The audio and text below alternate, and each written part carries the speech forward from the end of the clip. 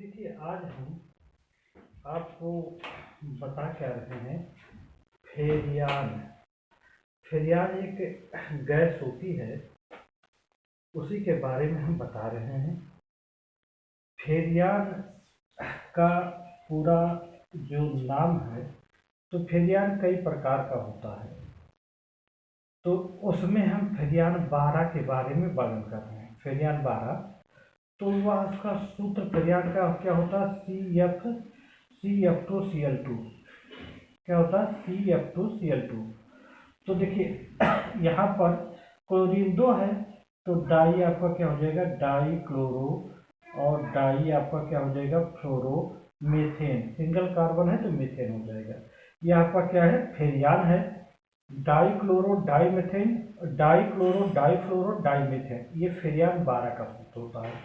अब ये बना कैसे होता है, देखिए आपका मीथेन हो जाएगा, एथेन हो जाएगा, क्लोरीन हो जाएगा, और फ्लोरीन के व्युत्पन्न से फेरियान 12 का क्या होता है, निर्माण होता है।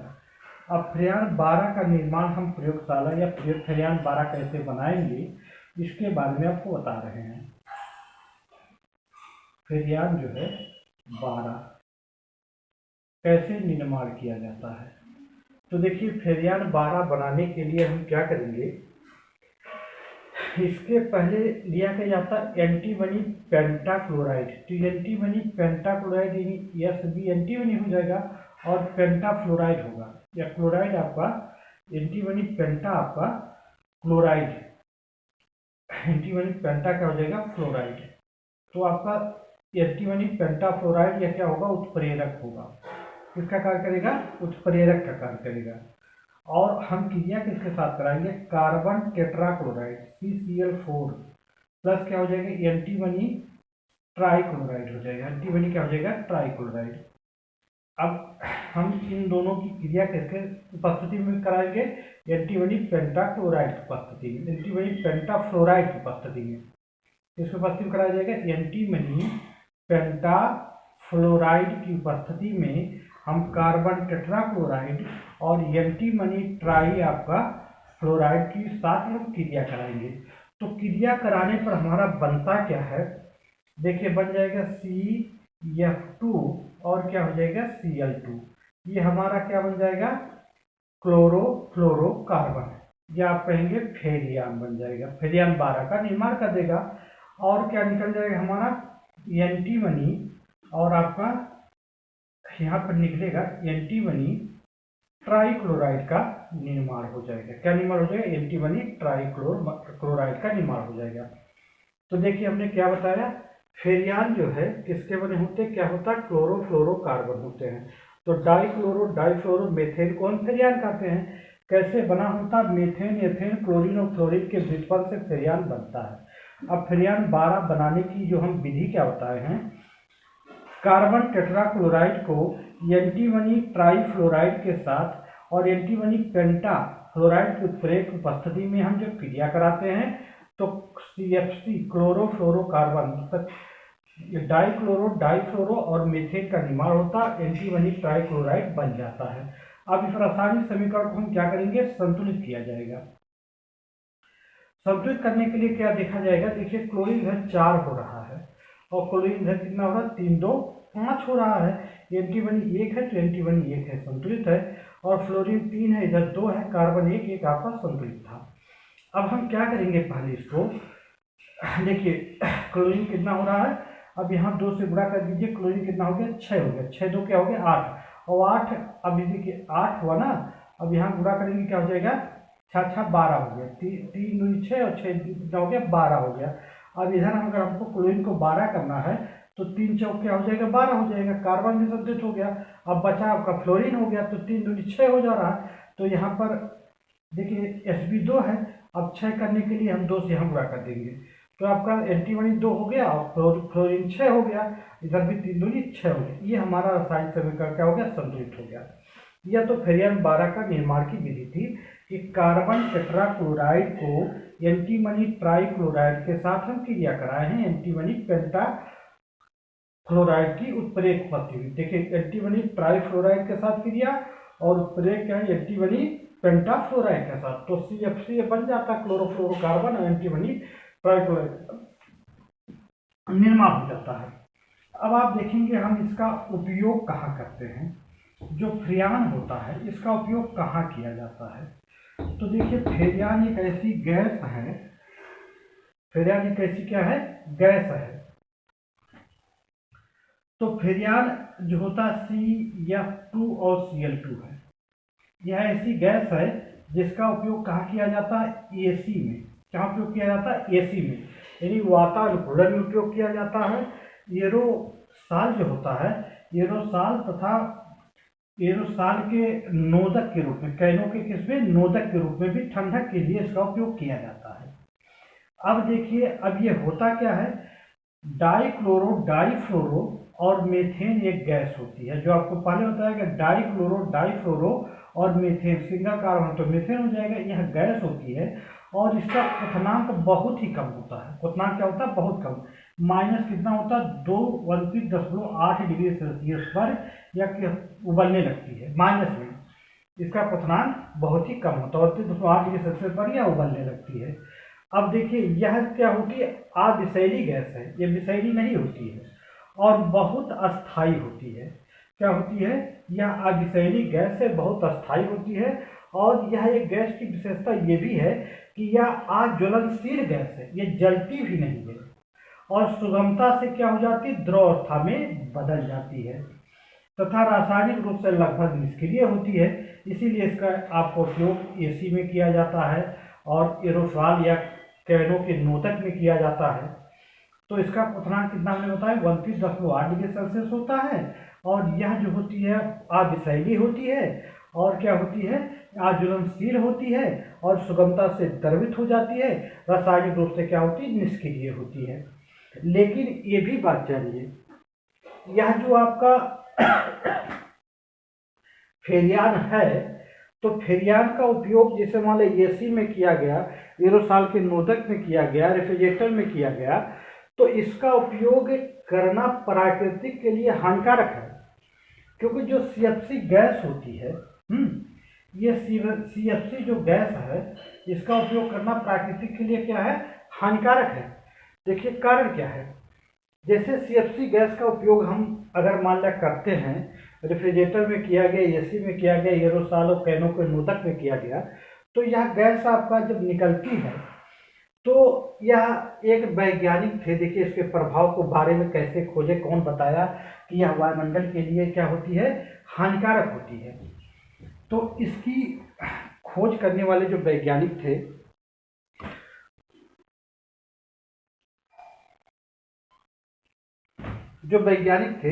तो दो वैज्ञानिक ने मिलकर किए थे। एक देखिए एक का नाम क्या था, एफ जो है, एफ आपका एफ और क्या था, एफ रोलैंड थे, एफ रोलैंड। और एक वैज्ञानिक और थे MJ मोलिना, MJ क्या थे, MJ और क्या थे, MJ मोलिना थे, MJ मोलिना। अब देखिए दो वैज्ञानिक एफ रोलैंड और MJ मोलिना ने, इन्होंने 1974 में, किस सन में, 1974 में इस गैस के वायुमंडल पर दुष्प्रभाव का खोज किए। तो इन्होंने बताया क्या कि देखिए एक हमारा जो समताप मंडल होता है, कौन सा मंडल होता है, समताप मंडल, वायुमंडल को जो है आपके कई भागों में बांट दिया जाता है, तो उसमें जो समताप मंडल होता है, समताप मंडल में हमारी क्या पाई जाती है, एक परत होती है, जो परत का नाम क्या है, ओजोन परत। क्या नाम रखा गया है, ओजोन। ओजोन का सूत्र क्या हो जाएगा, O3। तो ओजोन की एक परत होती है जो सूर्य से आने वाली हानिकारक किरणों को क्या कर लेती है, अपने अंदर अवशेषित कर लेती है या उसकी ऊर्जा को ग्रहण कर लेती है। तो वह ऊर्जा जो है पृथ्वी पर नहीं पहुंच पाती है, जिससे जीव जंतु को उतना उससे हानि नहीं होता है। क्योंकि देखिए कारण क्या है, अगर उच्च ऊर्जा किरणें कहीं भी त्वचा पर अन्य स्थानों पर पड़ जाती हैं तो जब ऊर्जा उच्च ऊर्जा मतलब उच्च ऊर्जा युक्त कीड़े पड़ेंगी तो वहाँ की त्वचा क्या हो जाएगी या टिश्यू क्या हो जाएंगे, मृतक हो जाएंगे। तो जब मृतक हो जाएंगे तो आपका कैंसर होने की संभावना रहती है। तो ओजोन जो होता है समताप मंडल में पाया जाता है, तो उच्च ऊर्जा कीड़ों को क्या कर लेता है, ग्रहण कर लेता है। तो देखिए अब ये 1974 में एम रोलैंड तथा एम जे मोलिना ने यह आपका क्लोरोफ्लोरोकार्बन का जो दुष्प्रभाव था समताप मंडल में ओजोन पर, तो उसका उन्होंने खोज किया। तो उन्होंने क्या देखे और क्या उन्होंने बताया, देखिए उन्होंने कहा कि यह जो CFC होता है, क्या होता है, CFC होता है या क्लोरोफ्लोरोकार्बन जो होता है, वायुमंडल में जो ओजोन की परत है, तो ओजोन की परत को क्या कर रहा है, क्षय कर रहा है। क्षय करने मतलब क्या है, वहाँ छिद्र हो रहा है, उसकी सांद्रता वहाँ पर घट रही है। तो देखिए क्या होता है, यह जो क्लोरोफ्लोरोकार्बन होता है Cl2F2 जो होता है, जब इस पे उच्च ऊर्जा कीड़े या पराबैंगनी कीड़े, जैसे H2 से दर्शाया गया जिसको पराबैंगनी कीड़ा कह रहा है, तो जब इस पर पड़ती है तो ये किसमें बदल जाता है, Cl में, और प्लस किसमें निकल जाता है, C और F2 और Cl में बदल जाता है। किसमें बदल जाता है, देखिए यह गैसीय अवस्था भी यही रहेगा क्योंकि वायुमंडल में तो गैसीय अवस्था भी यही रहेगा। हाँ, तो ये क्लोरीन में टूट जाता है, CCl2 और C में बदल जाता है। अब यही जो क्लोरीन निकलती है जिस पर ऊर्जा पड़ती है क्लोरोफ्लोरोकार्बन पर, तो यही क्लोरीन जो है किससे क्रिया कर जाती है, देखिए यही क्लोरीन जो है आपका O3 जो नवजात ऑक्सीजन जो आपका ओजोन होता है, तो इससे क्रिया करके क्या बनाता है, ClO बना देता है और प्लस O2 का क्या करता है, निर्माण कर देता है। तो आप एक बात जान लीजिए, जब ओजोन ऊर्जा कैसे ग्रहण करता है, जब ओजोन पर उच्च ऊर्जा किरणें पड़ी तो ये टूटता किसमें है, O2 में प्लस नवजात ऑक्सीजन में टूट जाता है। किसमें टूट जाता है, नवजात ऑक्सीजन में। अब यही नवजात ऑक्सीजन जो क्लोरीन से निर्माण होता है आपका क्लोरोफ्लोरो से, अब यही क्या करता है, इससे मिल जाता है, तो क्या बदल जाएगा, ClO बदल जाता है, तो वहां पर केवल बनेगा ऑक्सीजन बच जाता है। तो यह आपका टूटता रहता है, जो ओजोन होता है जब उच्च ऊर्जा किरणें पड़ती है तो टूट जाता है, O2 और नवजात ऑक्सीजन। तो यही नवजात ऑक्सीजन अगर यहाँ CFC उपस्थित है, क्लोरोफ्लोरोकार्बन उपस्थित है, तो यह भी अपघटित होगा तो आपका ClO से आपका मिल जाएगा, तो आपका बचेगा क्या, ऑक्सीजन। तो ऑक्सीजन जब बचेगा तो ऑक्सीजन वायुमंडल में चला आएगा, तो ऑक्सीजन जब वायुमंडल में आ जाएगा तो वहां पर धीरे धीरे सांद्रता ऑक्सीजन ओजोन की क्या होगी, घटती जाएगी, तो वहां पर ओजोन का छिद्र हो जाएगा। तो देखिए यही कारण है कि CFC का उपयोग करना जो है सरकार के द्वारा क्या है, प्रतिबंधित किया जाना उचित है, ऐसा प्रतिबंधित किया भी गया है। तो देखिए अब क्या होता है, तो अब ओजोन का जब क्षय हो जाएगा तो वह वायुमंडल से उच्च ऊर्जा किरणें पृथ्वी पर जब आएंगी तो किसी भी जीव जंतु या पेड़ पौधे पड़ेंगी तो उसका क्या करेगी, हानि करेगी। तो इसीलिए इसका प्रयोग करना बंद कर दिया गया। देखिए सन 1985 में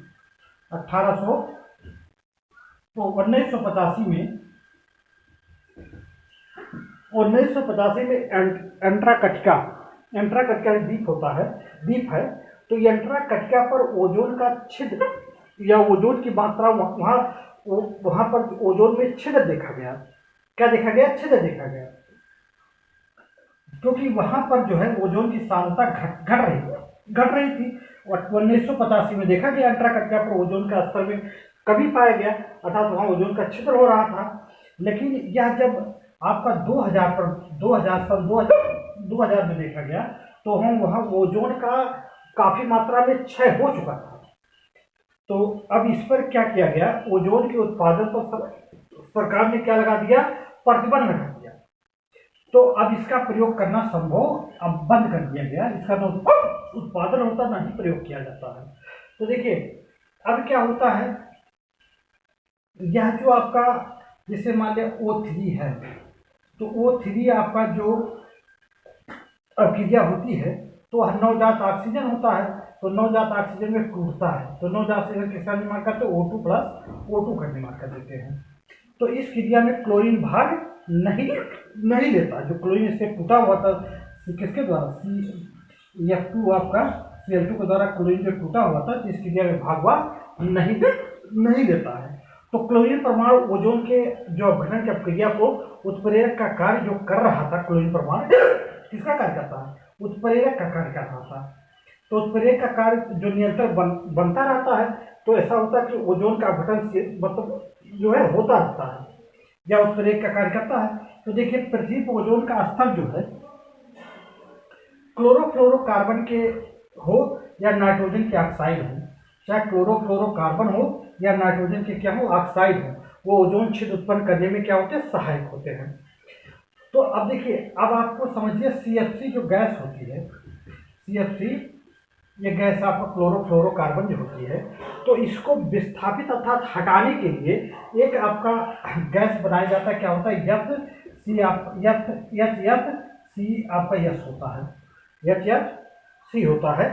तो इसका नाम क्या रखा गया है, फ्लोरनो और फ्लोरोनिजेट आपका हाइड्रोकार्बन होता है, जो क्लोरीन को क्या करता है, क्लोरोफ्लोरोकार्बन को क्या करता है, विस्थापित करता है या किया जाता है। तो अब इसके स्थान पर आपको इसका प्रयोग किया गया किसमें के रूप में, वातानुकूलन में, और किसमें प्रयोग किया जाता है, एरोसॉल के नोदकों में प्रयोग किया जाता है। तो अब ये देखिए यस जो होता है, तो इसका जो आपका क्या नाम बताया गया, देखिए फ्लोरीन और क्या होता है, फ्लोरीनिजेट और हाइड्रोकार्बन। फ्लोरीनिजेट आपका क्या होता है, हाइड्रोकार्बन होता है, फ्लोरीनिजेट हाइड्रोकार्बन है, जो अब इसके स्थान पर इसका प्रयोग किया जाता है। तो देखिए अब इसी में एक चीज और आता है कि जैसे कहा जाता है कि भविष्य में पृथ्वी पर केवल जल ही जल रहेगा, यहाँ पर कोई प्राणी रहना संभव नहीं है। देखिए इसका कारण क्या है, इसमें जो उत्तरदायित्व गैस होते हैं, इसे आपका नाम क्या दिया गया है, सुपर ग्रीन हाउस प्रभाव। सुपर ग्रीन क्या है, ग्रीन हाउस प्रभाव, सुपर ग्रीन हाउस चाहे गैस कहिए चाहे इसका प्रभाव कहा जाता है। तो देखिए सुपर ग्रीन हाउस प्रभाव क्या है, ये कहा जाता है कि जैसे वायुमंडल में कुछ गैसें ऐसी होती हैं, जैसे मीथेन हो गया, कार्बन डाइऑक्साइड हो गया, और कई गैसें ऐसी हैं जो सूर्य की ऊष्मा जब उस पर पड़ती है तो उसको क्या कर लेती है, ग्रहण कर लेती हैं। जब सूर्य की ऊष्मा को ग्रहण कर लेती हैं, लेकिन जैसे अन्य गैसें होती तो सूर्य की ऊष्मा ग्रहण की तो कुछ समय के बाद त्याग कर देती हैं, लेकिन ये गैसें ऐसी हैं कि सूर्य की ऊष्मा को ग्रहण करती हैं तो त्यागती नहीं हैं, वो ग्रहण करेंगे त्यागेंगे नहीं। तो वायुमंडल में अगर वो गैसें उपस्थित है तो आपका वो गैसें गर्म होगी, तो जब गैसें गर्म हुई तो वायुमंडल गर्म हो गया। तो जब वायुमंडल गर्म हो जाएगा तो देखिए ग्लेशियर पे इतना बर्फ जमा हुआ है कि अगर मान लें वायुमंडल का तापमान में वृद्धि होती है तो ग्लेशियर का बर्फ पिघलना चालू हो जाएगा। तो ग्लेशियर पे इतना कई अरबों खरबों वर्षों से आपका बर्फ जमा हुआ है, अगर वो बर्फ पूरा पिघल जाएगा तो पृथ्वी पर कहा जाता है कि 27 फुट ऊपर क्या हो जाएगा, जल हो जाएगा। तो जो 27 फुट ऊपर जल हो जाएगा तो पृथ्वी पर कोई जीवन रहेगा नहीं। तो इसे को देखिए इसका नाम क्या रखा गया है, सुपर ग्रीन हाउस गैस कहा जाता है। जैसे कार्बन डाइऑक्साइड होता है और हमने क्या बताया, मीथेन होती है। जब इन पर सूर्य की गर्मी पड़ती है तो इसको क्या कर लेती हैं, ग्रहण कर लेती हैं। इस पर भी सूर्य की गर्मी पड़ेगी तो क्या करेगी, ग्रहण कर लेती है। ग्रहण करने के बाद इसको त्याग नहीं करेगी। ये वायुमंडल में गैसें रहेंगी तो वायुमंडल का ताप बढ़ेगा। जब वायुमंडल का ताप बढ़ेगा तो जब उसमें ग्लेशियर पर बर्फ जो जमा हो, जब ताप बढ़ेगा तो अपने आप पिघलेगा। जब पिघलेगा तो पृथ्वी पर जल हो जाएगा। तो इसे एक नाम भी दिया गया है, वैश्विक आपका क्या कहा जाता है, वैश्विक आपका कहा जाता है वैश्विक जलवायु कहा जाता है, और वैश्विक उष्मा भी कहा जाता है। तो वायुमंडल के ताप में जब वृद्धि होगी तो आपका पृथ्वी पर जल हो जाएगा। इसी को सुपर ग्रीन हाउस गैस कहा जाता है, जिसमें मुख्य उत्तरदायित्व कार्बन डाइऑक्साइड और मीथेन का होता है, या वैश्विक जल उष्मक कहा जाता है, या वैश्विक जलवायु कहा जाता है। तो इससे आपका हानि होती है। तो ये गैसें अगर वायुमंडल में देखिए, इसीलिए प्रदूषण पर नियंत्रण किया जाता है। आप ही जान ही रहे कि इतना समय लॉकडाउन था, तो लॉकडाउन में वायुमंडल कहा जाता है कि जो दूषित था आपका शुद्ध हो गया। तो कारण क्या है, जैसे वाहन का चलना कम हो जाए, आपका फैक्ट्री या मिल जो लगी हुई है उसमें से जो गैसें निकलती हैं उसमें कार्बन डाइऑक्साइड, मीथेन अधिक मात्रा में पाई जाती है, तो वो आपका वायुमंडल को दूषित करती हैं। तो वायुमंडल का दूषित का मतलब ये होता है जो वायुमंडल में संतुलित मात्रा में जो गैसें पाई जाती हैं। आप जानते हैं कि नाइट्रोजन कितना होता है, नाइट्रोजन गैस जो होती है 78% वायुमंडल में पाई जाती है। 21% ऑक्सीजन गैस कितनी पाई जाती है आपकी, 21% आपकी ऑक्सीजन गैस पाई जाती है। और कार्बन डाइऑक्साइड कितनी पाई जाती है, 0.03% कार्बन डाइऑक्साइड पाई जाती है। और अन्य गैसें जो आपकी होती हैं वो सूक्ष्म मात्रा पाई जाती है, 0.7% जो है अन्य गैसें पाई जाती हैं। अगर इनकी मात्रा में परिवर्तन हो रहा है तो अर्थात वायुमंडल आपका क्या हो रहा है, दूषित हो रहा है, ये जान लीजिए। तो आपका जब इनकी संतुलित मात्रा में इतना वायुमंडल में बना रहेगा इस गैसों की परसेंटेज मात्रा, तो वायुमंडल आपका शुद्ध रूप में है। अगर इसके मात्रा में परिवर्तन हुआ तो आपका वायुमंडल क्या हो गया, दूषित हो जा रहा है। इसीलिए कहा जाता है, देखिए पेड़ पौधों का वृक्षारोपण किया जाए तो जैसे आप ये होता है, ये ऑक्सीजन और कार्बन डाइऑक्साइड का संतुलन किसके द्वारा होता है, पेड़ पौधे और जीव जंतुओं के द्वारा होता है। जैसे जीव जंतु क्या होते हैं, वो ऑक्सीजन ग्रहण करते हैं, और पेड़ पौधे क्या होते हैं, वो आपका ऑक्सीजन छोड़ते हैं, और कार्बन डाइऑक्साइड जंतु छोड़ते हैं और पेड़ पौधे क्या करते हैं, ग्रहण करते हैं। अगर दोनों संतुलित मात्रा में है आपका, तब तो आपका पृथ्वी पर जीवन का संभव रहेगा। अगर मान लीजिए इन गैसों में परिवर्तन होगा तो जीवन में जो है जीवन के लिए जो है घातक होता जाएगा, क्योंकि जब जीव जंतु की मात्रा, और ये जीव जंतु ऑक्सीजन ग्रहण कर रहे हैं और पेड़ पौधे छोड़ रहे हैं, और जीव जंतु कार्बन डाइऑक्साइड छोड़ रहे हैं, तो आपका उसको जो है उसके वो जो है जीव जंतु जो है कार्बन डाइऑक्साइड छोड़ रहे हैं, तो पेड़ पौधे उसको ग्रहण कर रहे हैं। अब दोनों में अगर संतुलित मात्रा में आपका सामंजस्य है तो पृथ्वी पर जीवन आपका सुचारू रूप से चलेगा। अगर दोनों में परिवर्तन होगा तो अर्थात आप पृथ्वी पर जीवन का सुचारू रहना संभव नहीं होगा।